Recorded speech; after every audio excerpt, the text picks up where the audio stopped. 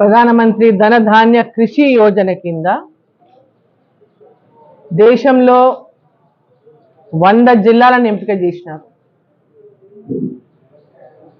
100 జిల్లాలు ఎంపిక చేస్తే మన తెలంగాణ నుంచి 4 జిల్లాలు ఎంపికైనాయి.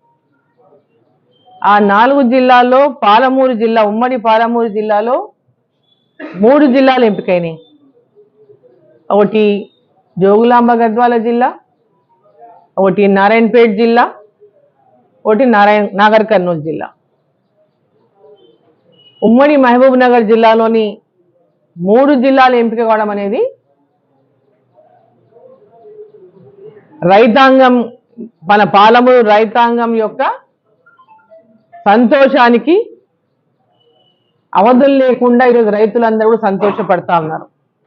వ్యవసాయ శాఖ కేంద్ర మంత్రి వర్యులైనటువంటి శివరాజ్ సింగ్ చౌహాన్ గారి నేతృత్వంలో చేపట్టినటువంటి గొప్ప కార్యక్రమం ప్రధానమంత్రి ధన్ ధాన్య కృషి యోజన అటువంటి కార్యక్రమాన్ని పూర్తిగా విజయవంతం చేయాలని, ఇది ఒక సంవత్సరం కార్యక్రమం కాదు, ఇది 6 సంవత్సరాలు ఈ కార్యక్రమం కొనసాగుతుంది. ఇది 6 ఏళ్ళు, ఇది మొట్టమొదటి సంవత్సరం. 42,000 కోట్లు దీనికి పెట్టినటువంటి బడ్జెట్, 42,000 కోట్లు దీనికి ఖర్చు పెడతారు. లోపల జిల్లా కలెక్టర్లు, ఆయా జిల్లా కలెక్టర్లు ప్రణాళికలు సిద్ధం చేసుకొని కేంద్రానికి పంపించాల్సి ఉంటుంది. అది తొందరగా మరి తయారు చేసుకొని ఇక్కడ ఉన్నటువంటి జిల్లా అధికారులు దాన్ని తొందరగా తయారు చేసి కేంద్రానికి పంపించి ఈ కార్యక్రమం వచ్చే నెల నుంచే ప్రారంభమయ్యేటటువంటి విధంగా కూడా మరి చొరవ తీసుకోవాలని చెప్పి మీడియా పరంగా వారిని కూడా నేను సందర్భంగా కోరుతూ, సంక్షేమ పథకాల పేర్లు చెప్పి ప్రజల్ని మోసం చేసుడు తప్పితే అభివృద్ధి అనేది శూన్యం ఈ ప్రభుత్వాలు, గత ప్రభుత్వం కానీ ఇప్పుడున్న ప్రభుత్వం కానీ చేస్తున్నది. ఒక విజన్ లేనటువంటి ప్రభుత్వాలు గతంలో ఉన్నాయి, ఒక విజన్ లేని ప్రభుత్వం మళ్ళీ ఒకటి వచ్చింది. ఇక్కడ ఇప్పుడున్న కాంగ్రెస్ ప్రభుత్వానికి కూడా విజనే లేదు. 2047 అంటే మనకు స్వతంత్రం వచ్చి 100 ఏళ్ళు పూర్తయితాయి. 2047 నాటికి, 2047 నాటికి మన భారతదేశం ప్రపంచ దేశాల్లోనే అభివృద్ధి చెందినటువంటి దేశంగా ఉండాలని ఒక సంకల్పంతోన, ఒక విజన్తోన నరేంద్ర మోదీ గారు, మన ప్రధానమంత్రి గారు పనిచేస్తా ఉన్నారు. ఒక చిన్న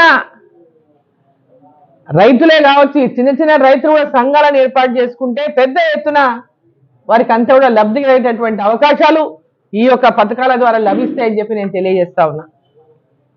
ఆస్పిరేషన్ అంటే ఆపేక్షిత జిల్లాగా మన జిల్లాలు గుర్తించబడినాయి. ఈ జిల్లాలకు సంబంధించి 960 కోట్ల రూపాయలు మొదటి సంవత్సరం ఖర్చు చేయబడుతుంది. ఈ నెలాఖరులోగా అంటే ఈ జిల్లాలకు సంబంధించి ప్రత్యేకంగా కూడా అధికారులను నియమించడం జరిగింది. ఈ యొక్క ప్రభుత్వం, కేంద్ర ప్రభుత్వం, నరేంద్ర మోదీ గారు, అగ్రికల్చర్ శాఖ యూనియన్ కేంద్ర మంత్రి గారు శివరాజ్ సింగ్ చౌహాన్ గారు రైతుల యొక్క సమస్యలన్నిటిపైన ఎప్పుడు కూడా రైతు పండించినటువంటి పంటకు గిట్టుబాటు ధరనే కాకుండా రైతుల ఆదాయాన్ని డబుల్ చేయాలనేటువంటి ఒక లక్ష్యంతో నరేంద్ర మోదీ గారు ఈ విషయం గురించి రైతులకు అనేక సార్లు చెప్పడం జరిగింది. మేలే అంటే వారి యొక్క అభివృద్ధి లక్ష్యంగా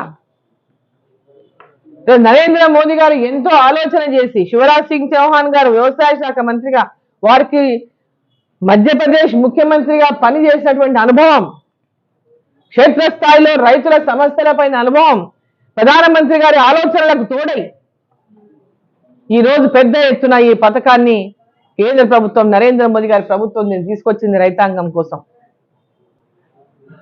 మరి మన జిల్లాలో ముఖ్యంగా పాలమూరు జిల్లాలోని 3 జిల్లాలు ఎంపిక కావడం, మన పాలమూరు జిల్లా పరిస్థితిని శివరాజ్ సింగ్ చౌహాన్ గారికి మనం వారి దృష్టికి తీసుకెళ్లడం, పాలమూరు జిల్లా పరిస్థితులు నీళ్లున్నాయి, కొంచెం మా ప్రాంతంలో నీళ్లున్నాయి కానీ చాలా అనేక రకాలుగా వెనుకబడినటువంటి పరిస్థితులు ఉన్నాయి.